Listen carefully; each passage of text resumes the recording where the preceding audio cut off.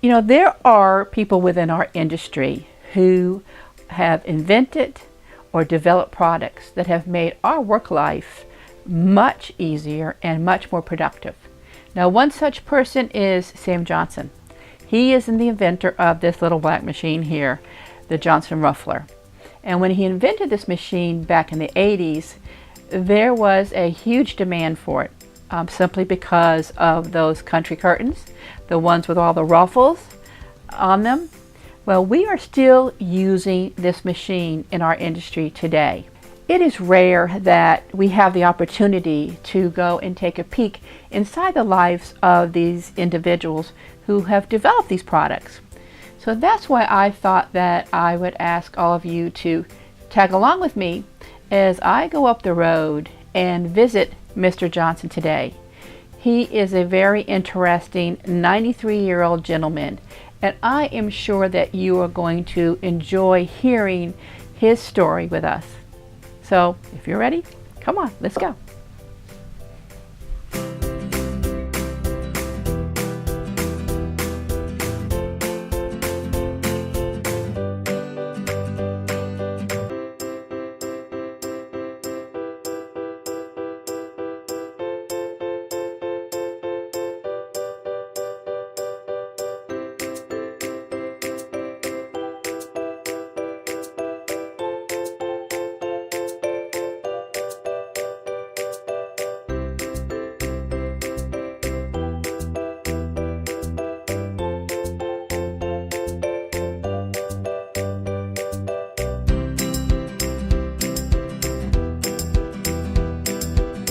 Come in, come in. Hey, Always Mr. Johnson. good to see my friends. Yes, great to see you. Yeah, You yeah. know, good to see you today. Thanks for letting us come in. I'm And, glad to see you here. yeah. I'm glad you're going to be able to come out to see us. today. Yes, it's great to be here. Well, This good. cold Saturday morning. Yeah, my coat feels good this morning. Well, we're going to interview you. Oh, you are? People want to know all about you and how you invented this ruffler machine. Well, I invented it because people wanted to make ruffles like those up there, and they didn't have anything except these little ruffling attachments, and they wouldn't last for one set of curtains.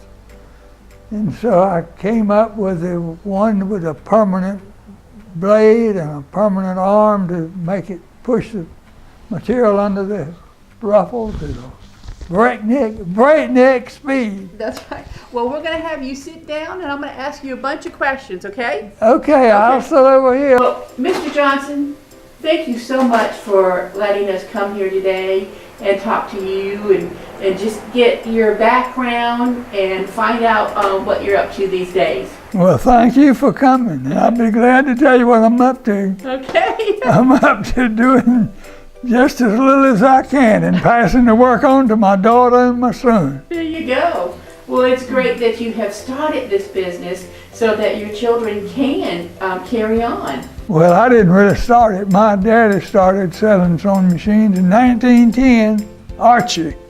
That's where we got the name from, Archie Johnson and his son. And moved from Wilmington to Greenville and stayed there a few years. That's where I was born, in Greenville. And then moved on up here in 1930 and lived out close to Cary on the US Highway 1. And in those days, it was the main route from New York to Florida. And so those #1 highway came through Raleigh and went to Cary and Sanford and on down to Florida. I never did go there, but that's where it went. And a lot of people would stop and you'd get water from an old pump we had in the front yard that you pour water into to prime it and get the water to come in. And those Yankees would come by and stop and get our good southern water and put it in their car and drink it. Oh, that is wonderful. I love hearing your stories. So really, you're saying that your father actually started the business way back when? Well, he started selling machines in 1910, and when he came home, my mother, whose friends most all had bought a sewing machine, Told him then that everybody that already had a sewing machine, what in the world he wanted to sell them for. But he stuck at it for many years till I come along and took over. Mm-hmm. But you used to go help him when you were younger. Did you go with your dad? Go where? Did you go house to house with your dad? Did you help Oh, sew yeah, machines? yeah. Go out through the country and drive along, and if you see a house way back off the road with smoke coming out the chimney, he said, "That looks sewing machine-y."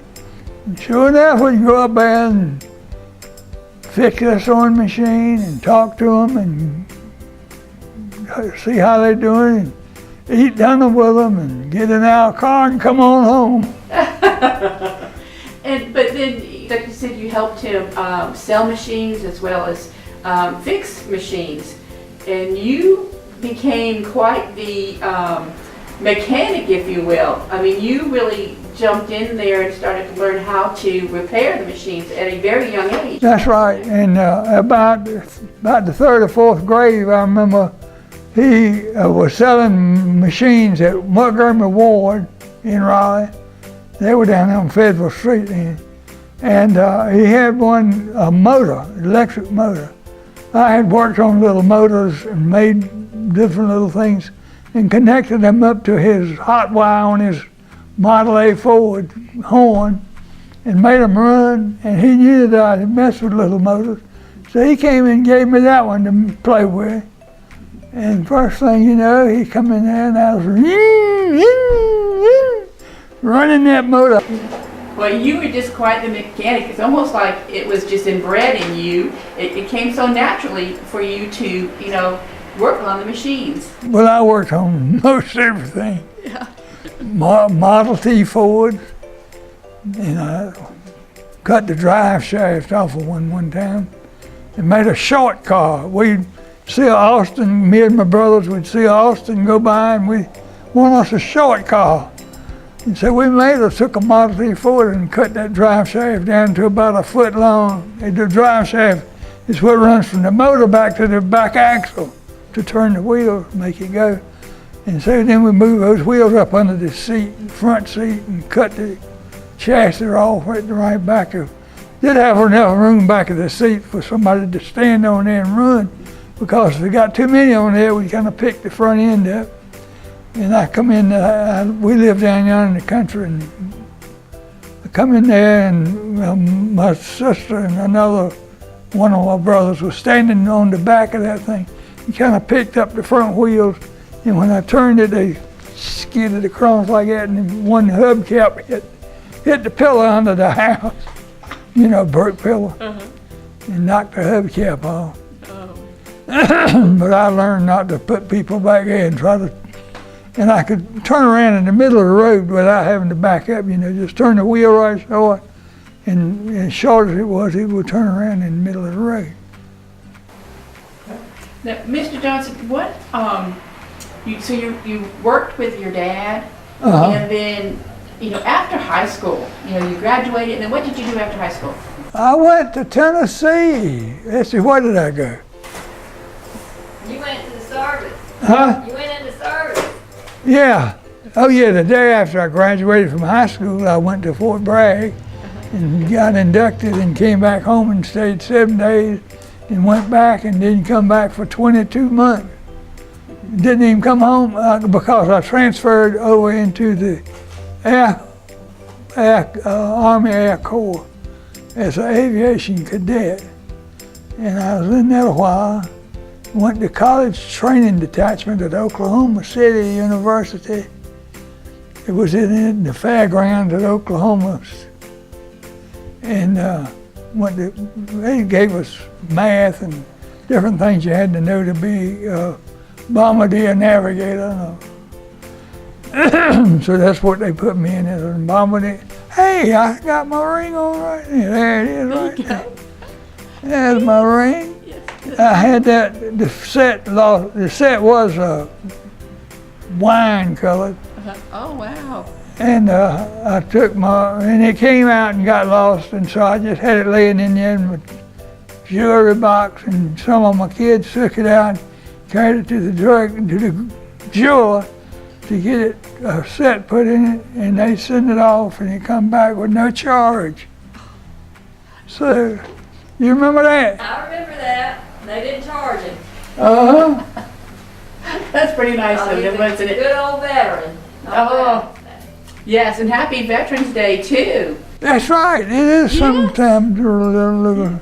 And thank you for your service. I was getting ready to go to the West Coast when the war was over. Nakajima, Hiroshima, one of those others that got dropped on.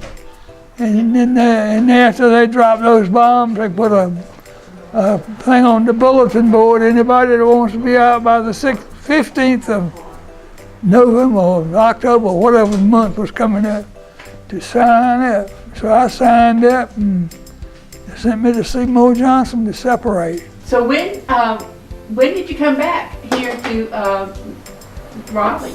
I don't think. I don't remember. Let's see now. Of course, now I had to stay in by that time, the Air Force was a part of the Army, and they separated and made a different branch of Air Force, a branch of itself. And so I had to stay in that for so many years as a reserve and go to a meeting once a week to see what was going on and keep up with the things. So, at some point, your daddy needed you back here, right? yeah, but of course, when I was doing that, I just go once a week to over town. Where did we meet? I was sort of said YMCA, but that was the High Y. In high school, I was in the High Y club, and we'd meet at the YWCA, Young Men's Christian Organization. That's what it stands for, I think. Yeah. And so at some point you came back here to work with your dad, and then did you build this shop here, or had it built? Either one of that, I don't even remember. I do remember putting them boards and things up there because the cracks come in there, cinder blocks. That was after the war, though. That was. It was in the 50s, wasn't it? Well, I think it was about, if I remember correctly, I think I've read that it was in 1950 that you built this building. It might have been. Yeah. And he and my granddad built it. Yeah. Oh, you and your dad built this place. Right. We added on to it from one year, I don't know, about 1950. And then you've been repairing machines ever since. Yeah, I'd say just about. Of course, it used to be a good market for them to sell them, but got some in the stores and everything selling stuff. So let's talk about the Johnson Ruffler, okay? Okay. And what prompted you to, let me ask you, did you modify a machine? Yeah, took a regular machine and drilled holes in it, and made the parts and fitted it. Made up some parts and then had the little blade that. Have we got an old ruffling machine around here? I don't think we have anything ruffling right now. We got a patent over there on the wall. That's right. But Mr. Johnson, what prompted you to create that Johnson Ruffler? Well, people wanted to make ruffles, and they try these little attachments, and they just, under strain, it just wouldn't hold up. And so they wanted something heavier. And of course, you could get a big ruffler to make ruffles with, to do nothing but ruffle curtains and stuff.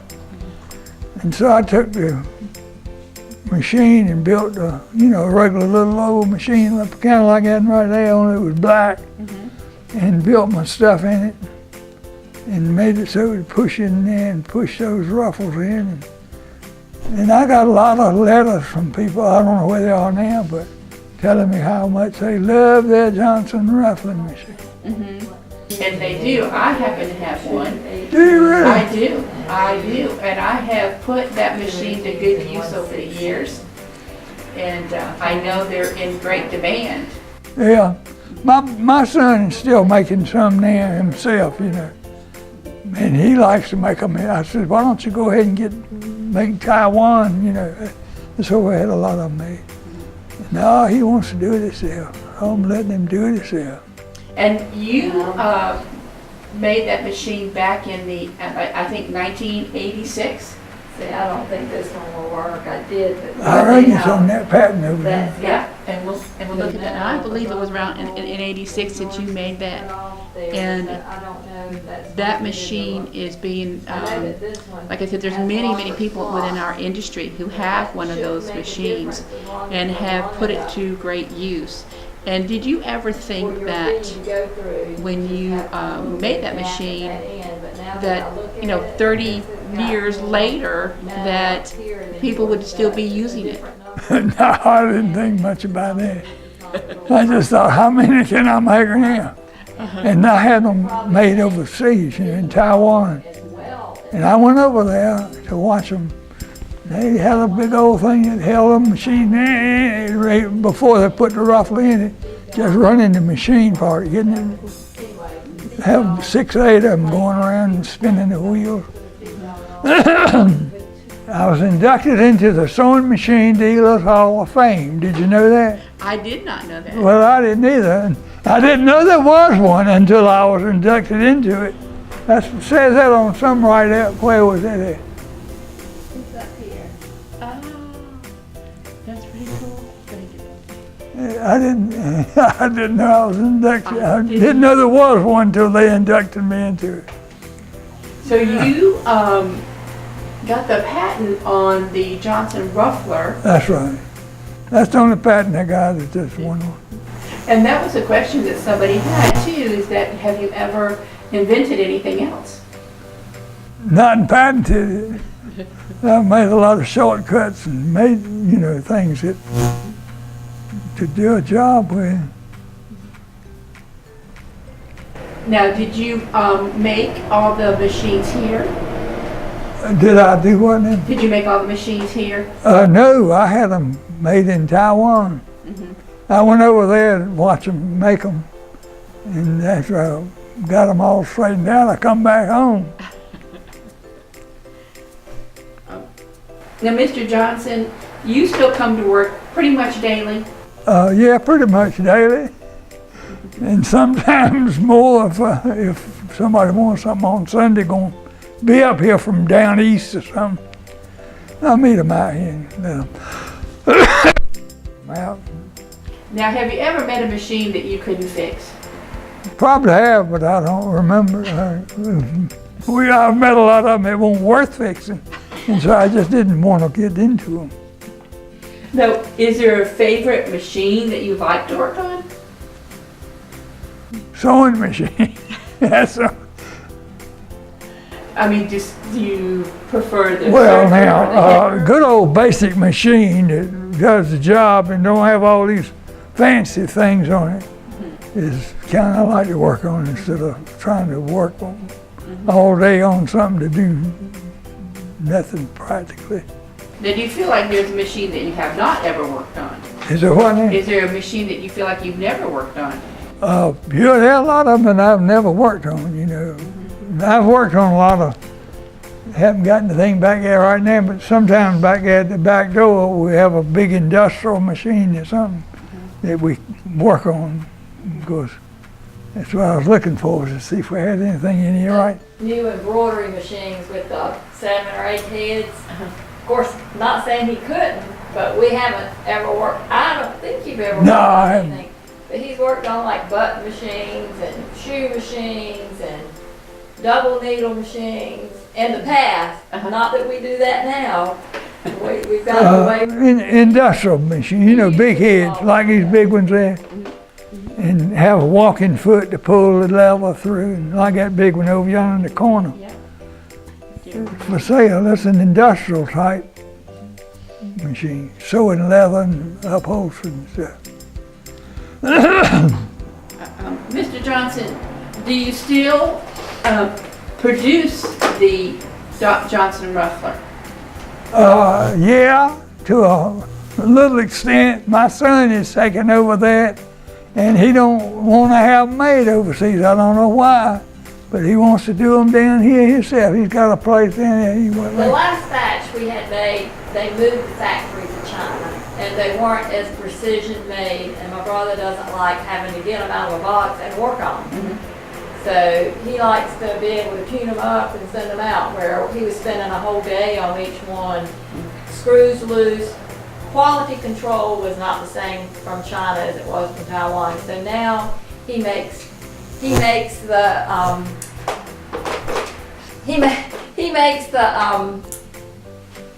parts and puts them in the used Japanese-made heads, but he can't keep up with the demand. You know, we've got like 40-some people on the list now that are waiting for them. So that's his deal, and he likes to sort of, they're all custom made, so to speak, now, because he doesn't want to get the stuff that's just thrown together and try to work on it. He'd rather get the good stuff and convert it over.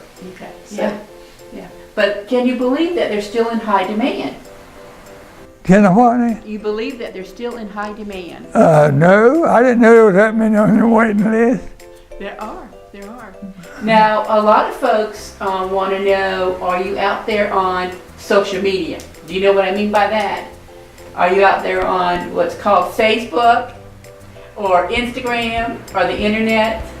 No, I'm not out there with any of that stuff. Well, out there on what we call social media, I have asked some of my friends within our industry if they had any questions for you. So I have some questions that I'm going to ask of you from some of those folks, okay? Okay. Now, Carol asked, how much did they sell for when they first came out? You mean way back then when I first invented it? Yes, sir. I don't know. I think it was $2.99. Something like that. Yeah, about $2.99. And Kim wants to know, do you still have the original Ruffler machine? If so, they would love to see a picture of it. I don't guess we got them.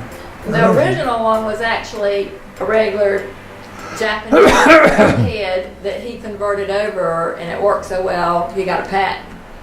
So the original one, I think he sold to the lady that came in here crying because she had a house full of ruffled curtains to do and was trying to use those attachments. Mm-hmm. So he made it for her, but it worked so well, he got a patent on it. So I guess she's got that machine. Wow. Someone would love to have that machine. Now, Barbara wants to know, she read some time ago that there is a waiting list to purchase one. And she wanted to know if he's still making them, and is there a Johnson Ruffler Facebook page. And I think we've already answered that there is a waiting list, and that your son is working on them, and that you don't believe that you have a Facebook page, right, Mary? My brother may have one set up for Johnson Ruffler machines, but Okay. I don't think we have one that's Archie Johnson's. Okay, so I'll definitely check into that and let everyone know. Okay. Now, Nicole, and I think we've answered this, she wanted to know what were his other ideas and your other inventions. But there was none that you... That's the only invention I think I've got was that one. Okay. And Cindy wants to know, she said, it seems to me that everything non-high-tech has already been invented. And all the new inventions are some kind of improvement on something that already exists. And would you agree with that? And I think maybe you kind of would, because you took an older machine and you modified it to create the Johnson Ruffler. So I would think that would be the answer to that. Would you agree? That's all right. Agree That with. sounds good to me. And she wanted to know, and was that a prevalent attitude at the time you came up with the Who's that? Cindy. Her name. Cindy. Oh, Cindy's still on there. Okay. Yeah. So she wanted to know, and here, that's some of the questions there that she had. And I'll have to go out there, and those are the ones I posted. No, everything hadn't already been invented. There's a lot of things that we don't even know about. Exactly, I think so too. Now, Jennifer, she wanted to know what inspired the thought to invent this Ruffler machine. And I think you've answered that, because the woman came in and was in tears because she couldn't make those ruffles. And so I told her, look, give me a few days. What did I say? Give me a few days and I'll see what I can come up with. And so I came up with that. well, it's still wonderful that you still come in and work on the machines. But my wife don't think so. She thinks I ought to be over there helping her clean up the house, running the vacuum cleaner. And it uses the 3 threads here. You go out there to that shop all the time, and they help me clean up. You have to make sure when I first threaded it. But she's been a good old girl. It wrong. Where's her picture? Well, this one was not. Haven't got a yeah, there's her picture in the newspaper there. Oh, Whether you yeah. did that or whether I did that, because. A love for the ages. Now, Mr. Johnson, Colleen wants to know what made him choose that particular body for his machine. She loves her Ruffler. But what made you pick that body of the machine? Because it was a good sewing machine and it would fit. I could make parts to fit it, to make the ruffle into it. And Chris, she wants to know how many, if any, revisions did you make went through? How many revisions did he? Okay, let me start over. Improvements, making improvements. Well, several, but I don't remember. It's been so long ago, I don't remember what different things it were. Of course, I know that some of them I made one way, and then later on I had them welded because they'd hold better. Some of them would slip. And so as it went along, we tried to improve on them when we could. And then Ruth, she wants to know how many yards can the machine ruffle in a minute? I haven't counted, but let's see. How fast did they go? One every stitch. And you run them, say, 7,000? huh? Does it make 7,000 stitches a minute? What's that? No, I wouldn't be. 3,500? And that is a. Well, with the ruffle on there, I imagine a couple of hundred a minute. Okay. And basically everybody else just wanted to know where they could get the parts. How could they get the machine and how can they get parts? And I am going to let them know that all they need to do is to phone you all. Do you have email? We do have email. Okay. It's ajs100@att.net. Okay. And we have the belts and the little blade that pushes the fabric. They're the two most often asked for things. Okay. We can get other stuff. Sometimes we might have to order like motors or something like that, but we keep most of that stuff in stock. Okay, great. So you have parts in stock, and they can email you or call you, and you will ship to them, right? Right. Very good. Very good. Now, Mr. Johnson, I just want to say that I have enjoyed coming here, and for the last about 14 years, and I don't know if you recall, but I purchased my first industrial machine from you. I'm sorry, I don't remember that. That's okay. That's okay. And I love it. It's a Yamada straight stitch, and I have put that machine to really good use. Well, good. So I have enjoyed coming here and visiting you, as well as Mary and your son, and you have really helped our industry by inventing that Ruffler machine. Sure, yeah. And as well being here servicing the machines. It makes it See really those good. ruffles that they ever made on one of them?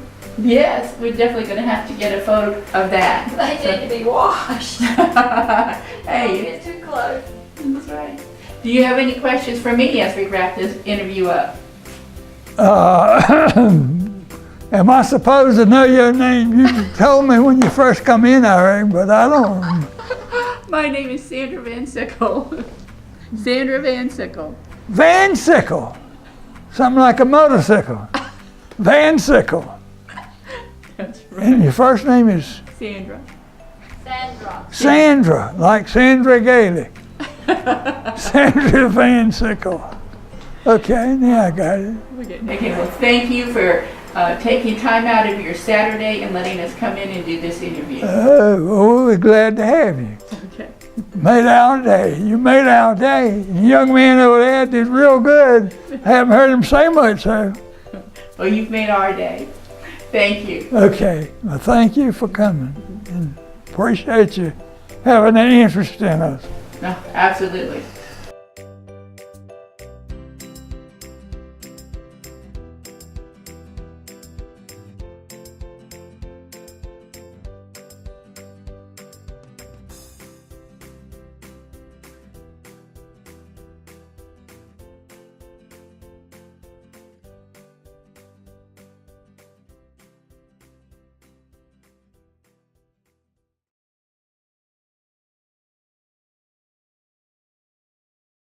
I hope you liked the video, and be sure to follow me on social media, here, here, and here. Don't forget to subscribe and hit that bell icon so that you'll be notified whenever I post my next video.